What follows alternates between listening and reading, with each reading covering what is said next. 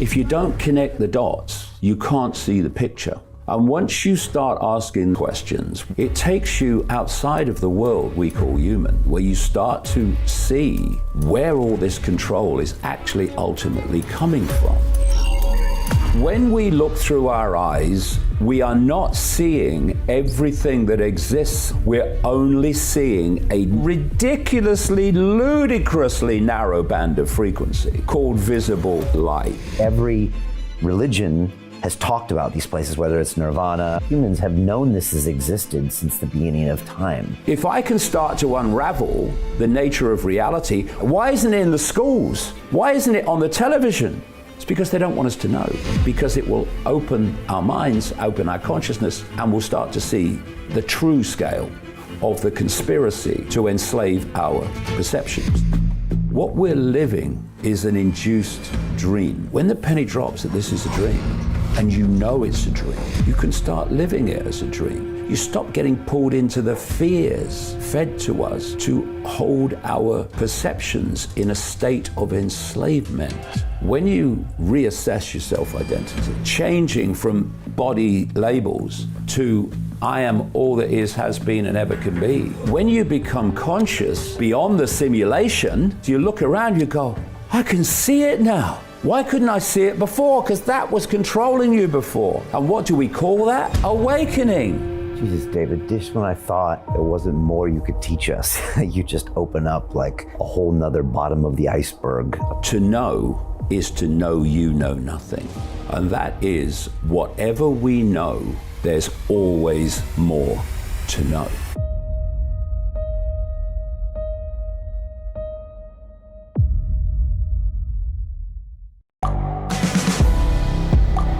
The world is changing. Inspiration is everywhere. It has never been so easy to connect, share, and bring people together. We're learning from others and finding the best in ourselves. Challenging our beliefs. Sharing our vulnerability. Overcoming our fears. Transforming ourselves so we can transform the world. How far can we go? This is London Real. I am Brian Rose. My guest today is... Hi, it's Brian Rose from London Real. You probably know that we've just recently been re-platformed on YouTube after 25 months completely in the dark. The truth is, I really need your help. What I really need you to do is click on that subscribe button right now, like this video, and maybe even leave a comment or share the link with friends. We're really fighting against an algorithm that's tried to keep us quiet for so long, and the more subscribers we have, the more people watch our content, the better guests we can bring you, the better content, and we can continue transforming lives. We've been doing this for 14 years now. I want to do this for another 14 years, but I really need your help. So click on that subscribe button, like the video, leave a comment, share this, and we're going to continue to bring you more and more great content. Thank you. This is London Real. I am Brian Rose. My guest today is David Icke, the English author, broadcaster, and public speaker. For the past 34 years, you have been known as a professional conspiracy researcher, making it your mission to expose who and what is really controlling the world. Your research into prominent political figures, influential family bloodlines, global events, and the pandemic has received widespread criticism from the mainstream media. However, you have fostered a legion of fans who have grown tired of the government cover-ups, big tech censorship, and the global manipulation efforts that have become an increasing presence in our everyday lives. You have recently been banned from Australia and 27 countries in Europe after your appeal was thrown out by a Dutch court last week for, quote, posing a threat to public order. Exactly 1 month ago, London Real was completely deplatformed from YouTube, removing 12 years of work, 14,000 videos, over 1,000 interviews, 500 million views, and 2.3 million of our subscribers. You believe that we've reached a critical juncture for the future of humanity, where the fight to control the minds of the people has escalated through censorship and access to information. This will ultimately lead to a global dystopia unless we all unite and stand up against the tyranny that is threatening our freedom. Your latest book, The Dream, takes readers deeper down the rabbit hole than ever before as you reveal the true nature of our reality and explore the origins of human control. Back in 2020, you and I conducted an epic series of 5 record-breaking long-form live broadcasts, which fundamentally changed the world, allowing hundreds of millions of people access to an alternative narrative that was crucial in understanding the complicated and challenging times we faced. As I've said before, I don't agree with everything you say, but I will defend to the death your right to say it. David, welcome back to London Real. Thank you, Brian. It's nice to be back. New building, same studio. Lovely. It's great to have you here. I just want to start by reminding everyone that we are streaming live on our Digital Freedom platform, which is a censorship-free, independent broadcasting system built in 2020 that is of the people, by the people, for the people, and available exclusively on our website at freedomplatform.tv. I want to ask everyone watching now to please share the link via the sidebar to any and all of your social media channels, Telegram chats, or email lists. Let me repeat that. Can everyone watching please share this link now via the sidebar to any and all of your channels? This is important. Simply ask your friends and family to give us 15 minutes and then they can decide. During our 5 conversations in 2020, nearly 75% of our viewers came from sharing this episode link peer to peer. So if everyone can please share this now to all of your contacts and platforms. David, I pledge to you and everyone watching this that none of this conversation will be edited, censored, removed, or banned, and that anyone in the world can watch the full version of this episode for free at freedomplatform.tv. Before we start, I just want to remind our viewers that here at London Real, we've been fighting for freedom of speech since 2011. We remain one of the few global media companies whose message is not compromised by advertisers, regulators, or big technology platforms. Let's start, David. Let's start with last night. You and me, we were on stage. There was the world premiere of our brand new feature-length documentary film called We Will Not Be Silenced. What did you make of the evening, the film, everything? Well, I thought the film was great. I thought it was very well shot, very well edited, and it brought a lot of memories back. It's extraordinary how fast the world has moved. That what we're talking about 3 years ago? Yeah. It's a film about the events of 3 years ago in that crazy, crazy time, which they obviously want to bring back at some point. And it's like, it's a lifetime away. You know, it's like so much has happened because the world is changing so fast because they're heading towards the end game they've been working towards for so long, like amazing amount of time, what we call time. And the closer they get, the quicker it gets. So the faster this thing comes in. And it was a real memory jerker for me of a time, you know, there's lots of people now who it's now become acceptable or more acceptable, a much wider audience of acceptability to talk about these things, to talk about the COVID hoax and the COVID fascism. But doing it when almost no one else was doing it, that on the face of it was a real challenge to speak against authority, speak against the system.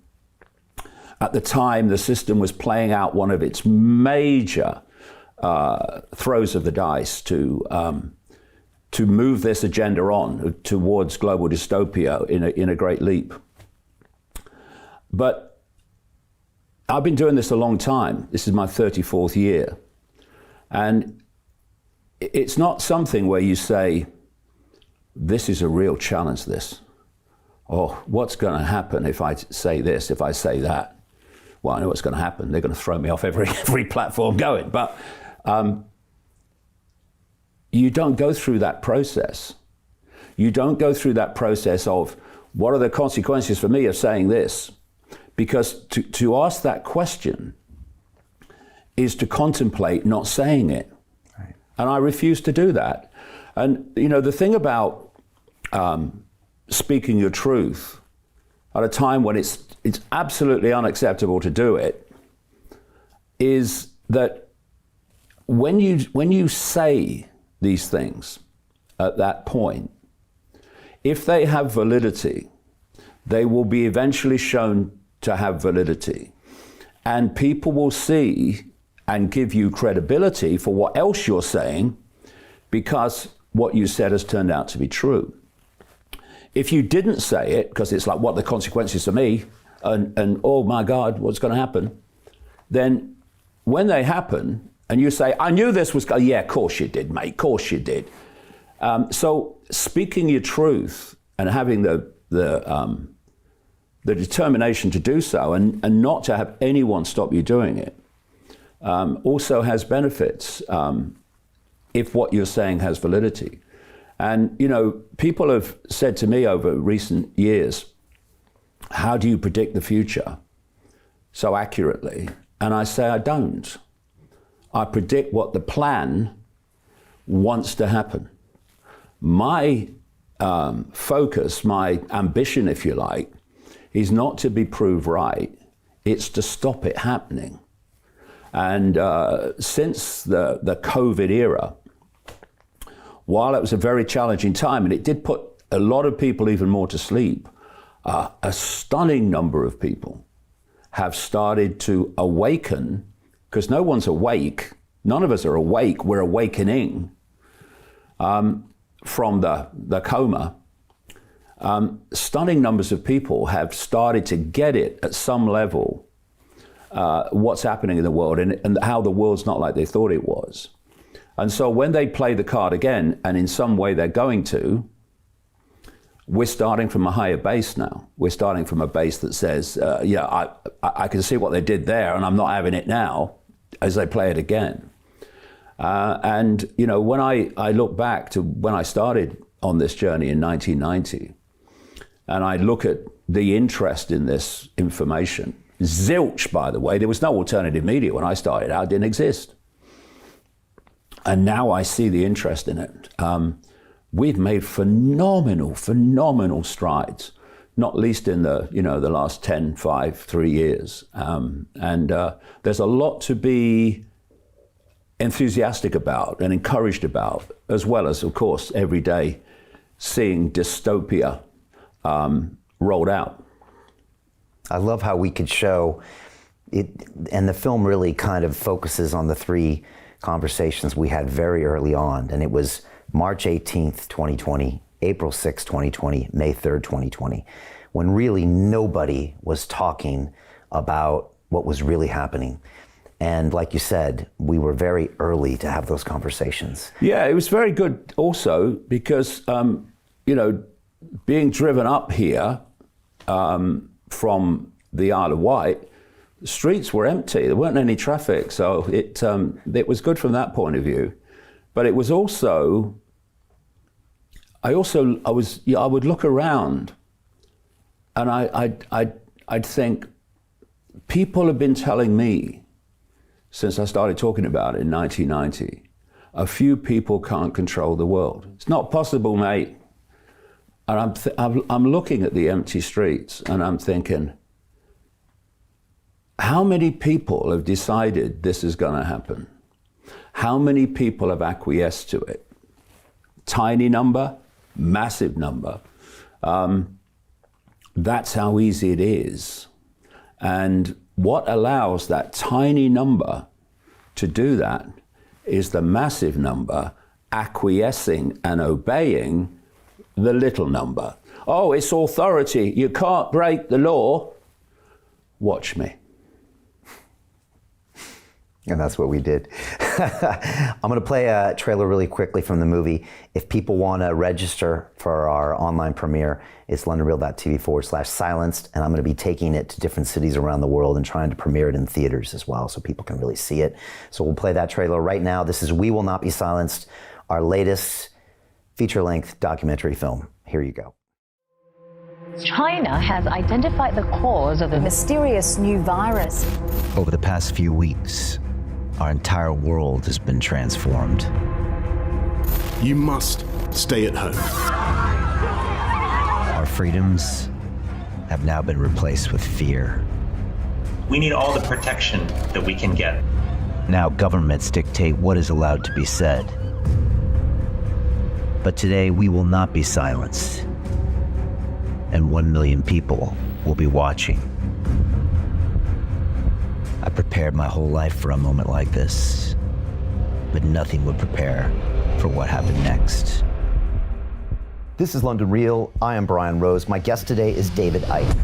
What happened after that broadcast, Brian? London Real had an interview with David Icke, was removed from YouTube.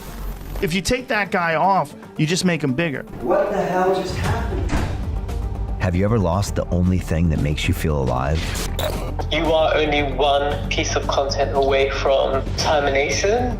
This is the story about how we got censored, There is no COVID-19. how we put everything on the line for what we believed in, They picked the wrong guy to fight with. how we were betrayed, Fuck the BBC. how we fought back, We are freedom, and we'll accept nothing less. and exposed the truth. Who benefits? He who most benefits from a crime is the one most likely to have committed it. Who is telling me what I can and can't say? So it will never happen again. I want to be with Brian Rose and David Icke. That is the future, and that will never be defeated.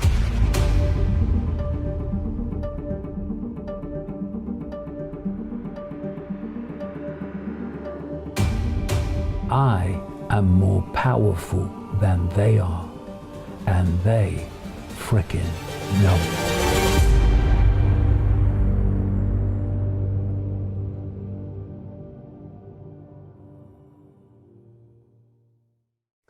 And so there's a little bit of a sneak peek of the film. The reception last night was intense. It was a sold-out theater, and it felt like a variety show in there. People were laughing and crying and hooting and hollering. Yeah, it was great. And you know, one of the great joys of my life is to be among awakening people, because they're different. You know, all those massive marches in London in protest at the restrictions, they weren't, you know, I've been on protest marches all my life, you know, things like that. That was different.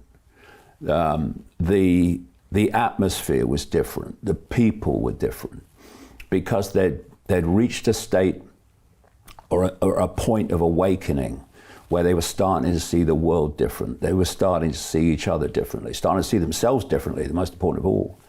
And it was such a joy. And last night, it reminded me of those marches, because the energy and the kindness, the niceness of people there was fantastic. Yeah, it was excellent. So I'll be hitting a few other cities around the world and premiering that. Again, LondonReal.tv/silence, just to stay up with that, pre-register, all that. Let's talk about your world a little bit. I think last week it was upheld in court that you have now been officially banned from visiting the entire 27-country European Union. Can you tell us a little bit about the details of that? Yeah, well, the judge that made the decision clearly swapped a spine for a jellyfish, because the decision was ludicrous. It was absolutely political. Just some background. I was asked by a group in the Netherlands last year, involving a Jewish guy called Mordecai. He's become a great friend of mine. He's really been pushing with a lawyer, a fantastic lawyer, and others to challenge the ban. I was invited to go and speak for 20 minutes, half an hour max, in Amsterdam at a peace rally. It was a peace rally saying, can we sort the Ukraine war out, please? Because this is crazy. You know, let's people get around a table or something. Of course, that's not the idea. And furore is not the word. All hell broke loose. That's another way of describing it. The justice minister, and I don't know what the Dutch word for justice is, but whatever it is, it's a misnomer if you're calling her a justice minister. She used parliamentary privilege to call me a Jew hater, The media went absolutely bloody crazy for 3 weeks. And all these major mainstream programs in the Netherlands were demonizing me. And I'm thinking, I was just asked to speak at a peace rally. What's going on? And not once did they ask me for a comment. I mean, if you're going to demonize me, get me on the show. Let me have a word. No invitation at all. So what happened in the end is they found a way of banning me. Now, because the Netherlands is in something called the Schengen border group, when you're banned from one, you're banned from all of them. And currently, it was 26 when the ban happened, but now it's 27. Croatia's come into it. Romania and Bulgaria are coming into it by the end of the year, I think, so I'll be banned from 29 countries. I'm already banned from Australia. And lots of other countries use the Schengen criteria and therefore won't let you in if you're banned by the Schengen group. So we challenged it. And the judge who was overseeing it admitted in her judgment that the law under which I was banned no longer exists. In March of this year, the Schengen group dropped a regulation through which I was banned. And the judge said, I'm going to give my judgment on the 31st of July. Just before that, I'm knocking it on 10 weeks. And at that point, I thought, okay, here we go. So she took the whole of the 10 weeks and then the judgment a few days ago and said, yes, that the law under which he's banned no longer exists, but it did exist when he was banned. And the other thing is, the government lawyer, who, he's not the brain of the Netherlands, that's for sure, I tell you, looking on. And he said in the court hearing that if I don't change my views, because the ban's for 2 years, if I don't change my views at the end of the 2 years, and of course I'm not bloody going to, then the ban could be indefinite, right? Talking of the film, the documentary, it covers a period where, as a result of our conversation and me in the second interview calling out the whole COVID hoax massively on every level, in April 2020, I was banned from YouTube, banned from Facebook, banned from all of them, Spotify, all of them. Ofcom told the broadcast media in Britain that they couldn't have me on. Well, I've never appeared in the mainstream media in Britain since then.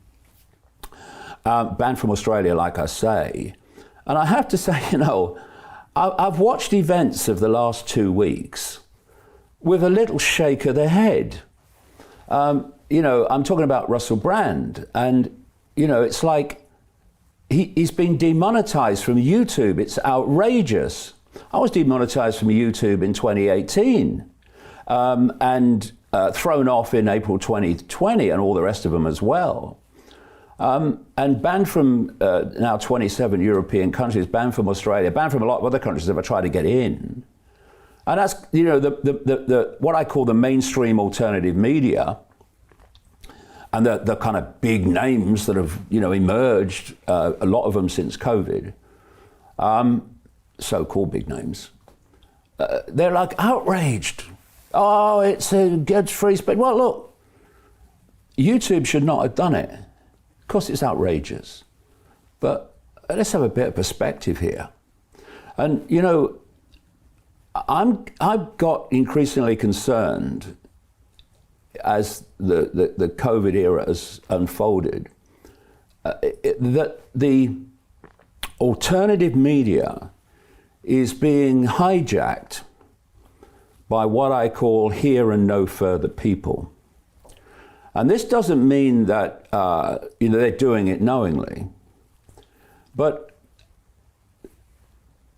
there's a barricade I can see. I talk about it in one chapter of The Dream. There's a barricade being built around the alternative media, and it has certain names in it, And it's very 5 sense focused. So they're looking in at the 5 sense world, and that's the alternative. So you've got Russell Brand. He's basically in the 5 sense level. And the thing about Russell Brand, he had me on some of his kind of comedy shows years ago, and I went on because I thought, I'm not getting access anywhere else, so let he who have ears, let them hear, so maybe I'll get something out. But it wasn't easy because he weren't really interested in putting this information out. I was sitting there, and he put pictures of famous names on the screen and say, "Is he a reptile? Is he a reptile?" Your heart bloody sinks. Trying to get some serious information over, and it came to the point where I was on the end of a phone into a radio show that he was doing, and there was Noel Gallagher was on it, and a guy called Noel Fielding. And it got so ridiculous. I wasn't on for long. I was meant to be on for longer. Because it was like, am I a reptile? Am I a reptile? And I actually lost it a little bit, to be honest. And the interview was shall we say, ended earlier than expected. And I made the decision at that point that I would not do anything with Russell Brand again. I would not go on any show of his again, because it was a waste of time trying to get serious information across. And so I was quite surprised that he suddenly, after the COVID era hit, all that was happening, that he suddenly became a quote conspiracy guru. And the point is that all the allegations against him, I'm not even going to go there because I don't know. I mean, nobody, who knows, right? Only the people involved know, and the police sort it out if the police are going to sort it out or whatever. That's not any area that I'm going to go into because I don't know. And people in the alternative media, in this barricade brigade, who have jumped to say, "Oh, their allegations are false." Well, you don't know that. With the alternative media, we deal with evidence, don't we? I mean, don't having a go at the mainstream media, should do. Saying, "Oh, you just repeat the narrative." Well, hold on a minute. We're not going to do the same, are we? Let's let the evidence roll out before we start making judgments. My point on all this is not that will take care of itself. It's this barricade of here and no further, and also the point that what Russell is putting out is to people like me, it's old hat, right? It's in the sense that other people have researched it, and it's very kind of very mild compared with what there is to say. And it's something that I've been looking at now for a couple of years or so, where you've got this. It's almost takeover of the alternative arena of 5 sense, what I call here and no further people. So you have got Tucker Carlson. Tucker Carlson I've got enormous respect for, because all these kind of the Tucker Carlsons and these other barricade people, as I'll call them, we'll come to some of them in a sec. I'm not saying they haven't got a contribution to make. I'm open to, and delighted when anyone's putting this stuff out. The point is, if you don't connect the dots, you can't see the picture. And all these different people have a dot, but they don't have the picture. And this is all part of this barricade. And so you look at Tucker Carlson, and when he was on Fox, the first thing I used to watch every morning was the Tucker Carlson show from the previous night, because he was taking the perspective of politics, etc., to a not the expanded level, but a much more expanded level. And that was good on him, and what he's doing now, good. But it's still 5 sense centric, and it's still looking in on the 5 sense world. and talking about the political system and the systems of authority within the world of the scene.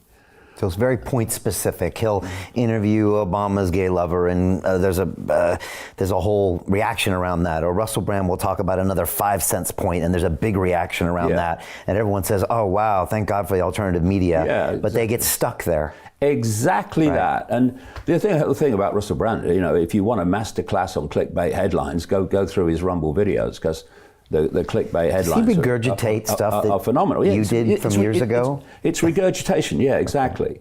And then you look at Andrew Tate. Andrew Tate has picked up on something I've been writing about for a while. He's picked up on a specific area. Now, it's an important area, and that is the way masculinity is being removed from the male. The point being, though, that when masculinity, toxic masculinity and all that started, I said they're going to come for the women next. And they've started to come for the women. And there's a reason for that. You know, the word that opens up everything and takes you through the glass ceilings to the next level and the next level is a simple question: why?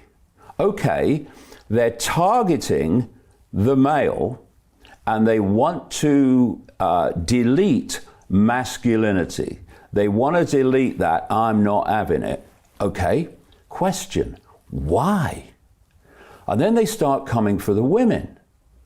Why? What's the connection? Because there is a connection. Maybe we can get into it as we go along tonight. And so Andrew Tate has picked up this area of taking masculinity from the male. This is why sperm counts are dropping. This is why testosterone levels are dropping all across the world. This is systematic. So that's good that he's focusing on that. But if you at the same time equate masculinity with having a bloody Bugatti or having lots of money and, you know, being macho man, well, you know, for me, that takes it across the balance point to another imbalance point. And, you know, I was laughing the other day. I caught a video by Andrew Tate in which he said basically that he's been predicting the future. He said, I was talking about the Matrix 2 years ago, he said, right? What? I was talking about it 30 years ago, and you don't know what the Matrix is, mate. These are just words. Oh, it's the Matrix. So what is that? I hope we can get into it, because I talk about that in the dream. What is this Matrix? What form does it take? Why does it exist? And so what you're looking at is people, and they become the big names, you know, and they get massive numbers and followings. And canceled, and Andrew is potentially going to prison for 10 years. Yeah, but you look at it and you see dots. You don't see dots connected. So another one, and all these people have come out in support of Russell Brand, and that's okay, that's their choice. But it's a bit early to start making judgments, like I say, on things that we know nothing about, because we don't. Another one is Ben Shapiro of the Daily Wire. The Daily Wire is not the alternative media, it's an alternative Republican Party. It's 5 cents centric, and it's looking into American politics and analyzing American politics, which is fine. I don't have a problem with any of these people doing what they're doing. I have a problem with the fact that they are together, and I would bring Jordan Peterson into that as well. There's some very interesting things to say about psychology. Again, it's another area, another dot, very interesting stuff. But in terms of the big picture, he hasn't got a clue what's going on, frankly. Right. And so you've got all these different people in what I call the barricade, and they're all making their contributions. And, you know, I say, okay, fine, yeah, no problem, yeah, good. But better than the BBC. Yeah. But Yeah, and actually, interesting you should mention that, because another one of these barricade organizations is GB News in Britain. You know, this is something that is kind of important to point out. During COVID, right, there was a build-up of rejection and a build-up of awareness that the world wasn't like we thought it was. You know, some of us could see it before because we did the research, but more and more people could see that. And you saw with the COVID protests in London, started off with a few people. They were picked off by the police. And in the end, there's hundreds of thousands of people walking through London, and the police are standing on the side of the road just watching us go by because there's nothing they could do. The numbers were too great. And there comes a point where, if you like, the resistance needs to be, it needs to have the steam taken out of it. So what you do, you don't keep pushing and pushing and pushing, because if the resistance gets to a certain point, of massive, massive penny drops in the population. Hey, authority doesn't have the power. We have the power. Their power is our acquiescence to their power, our illusion that they have power, but actually the power they're recycling against us is the power we're giving to them in the form of acquiescence. That's their worst nightmare, this global cult I talk about. That people will grasp that. And when you've got the hundreds of thousands of people in London, for instance, we're starting to get there. The police, you know, were bashing people with bayonets at one point, and now they're standing on the side of the road watching us go past because it's just too many people, right? Mm-hmm. The power dynamic was on public display. So you take the steam out. And that's something that I've seen happen with this, if you like, the barricade. It's like we can't get everyone to believe what we want them to believe. So what we'll do is we'll give them people and organizations, and I include GB News in this, if not consciously, then by what it does. We'll give them a bit of an alternative to keep them happy. Okay, this is alternative. And people in this, what I call mainstream alternative, the barricade, they will say some interesting things. They will say some things that people will go, yeah, I agree with that. Well, it's nice that someone's saying it, right? But only to a certain point. So if you look at GB News, I mean, current events is there to be seen. They just threw Lawrence Fox off for making his kind of comments about that female, and then they threw off Dan Wooten, and then another guy, Calvin, someone off there. Well, there was the first one was Mark Stein, who was thrown off because he got too close to the truth on climate change. You know, he's done a heck of a lot of research on climate change. He knew what he was talking about. And he was getting too close to the truth. He was saying too much. Ofcom wasn't happy. Well, that's confirmation you're on the right track when Ofcom's not bloody happy. Started by Tony Blair, by the way. That's how bad it is.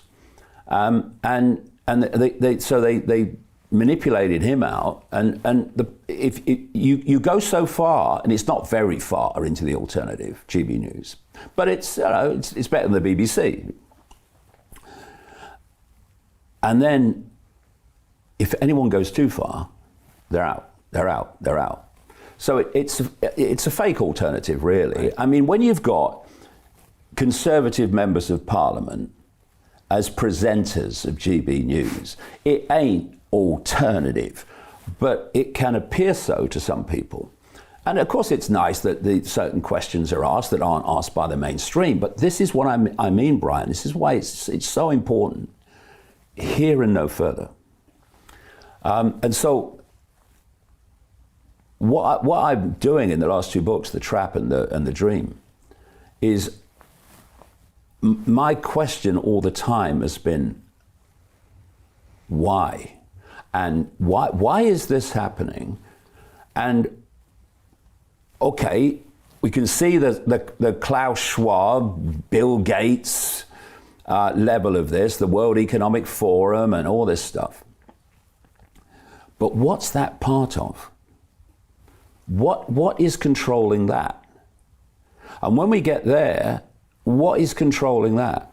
And when you go through that process, you realize that the Klaus Schwab, Bill Gates level of this is minute compared with the full scale of actually what we're part of.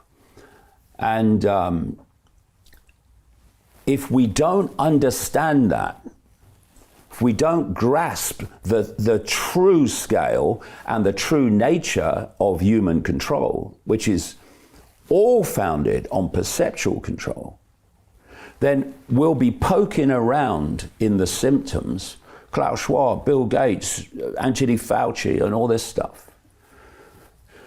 Trudeau, all the rest of them. We're poking around in that, but we won't see, A, what that is just a small part of, and B, how we can bring this house of cards down, because that's all it is. And you know, the film was about censorship and being silenced. And the foundation reason for censorship is control of perception. Because if you can control perception, you've got behavior. We behave as we do because we perceive as we do. People meekly went under house arrest in the COVID period because they believed what authority told them, that there was a deadly virus and they had to stay at home to protect themselves, protect other people. And then they were lined up having the jab, the fake jab, the so-called vaccine that's not a vaccine under any previous criteria or definition of a vaccine, the synthetic material being put in the body, and there's a reason for that, which is much bigger than most people grasp. But they did that because they thought, because authority told them, their perception was the jab will protect me from the deadly virus. And other people who really didn't want the jab said, well, I've got to have it because I'll lose my job if I don't, right? And so you had the perception of a deadly virus, and what followed was the behavior as a result of that of fantastic numbers of people to do what authority told them. And then you had the few at the start, much more now, who looked at it and thought it's a scam. And I'm not having anything to do with it. I'm not playing the game with a scam. Their perception of COVID was different. So what else was different? Their behavior. You know, I mean, they said, oh, you can't go out for more than an hour a day. I thought, bloody watch me. You can't do this, you can't do, watch me. You know, walk down the street and people are going around you. I didn't go around anybody because I wasn't frightened of anybody. But they were frightened of me because they were frightened of everybody. And so they did this big turn around you in the street and you just shake your head. The point being that the behavior of those two very different behavioral groups came from the two very different perceptions of the COVID hoax, the COVID scam, the COVID narrative. And it's the same with every perception. So you go another step back. Behavior comes from perception. Where does perception come from? It comes from information received. So it could be the BBC News, if you're really crazy. It could be a post on Facebook. It could be any source of information. It could be a personal experience. From these information sources, you form your perception. And from perception, you form your behavior.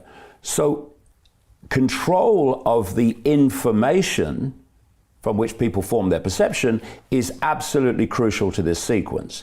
And therefore, if you want them to believe a narrative, perceive a narrative, behave on the basis of that narrative, then you don't want other narratives that could give people a different perception of a situation, the world, or self-identity.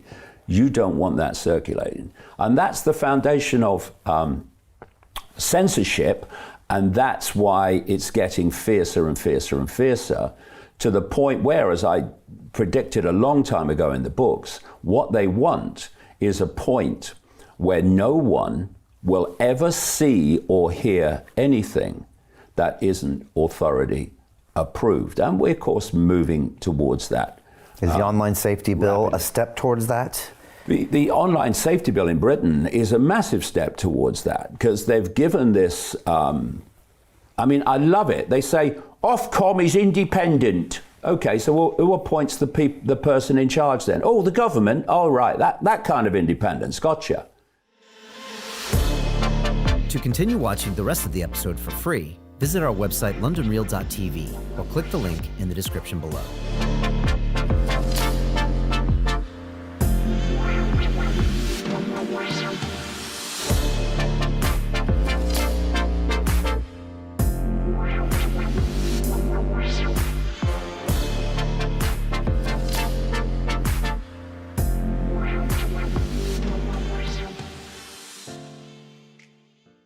Hey, it's Brian Rose, founder of the DeFi Academy. I've told you my 4-week crypto bootcamp is amazing, but don't take my word for it. This is what my students are saying. The DeFi Academy was an amazing experience for me. It took me totally out of my comfort zone. In this course, I was challenged, I was held accountable, and pushed to do things that honestly weren't always easy. It's been phenomenal, and I can't believe we're already up on our 4 weeks. It has flown by. Going through this DeFi accelerator by far was one of the best courses I've taken. You do this course, you really get into the nitty-gritty of the activities that will make you comfortable with decentralized finance.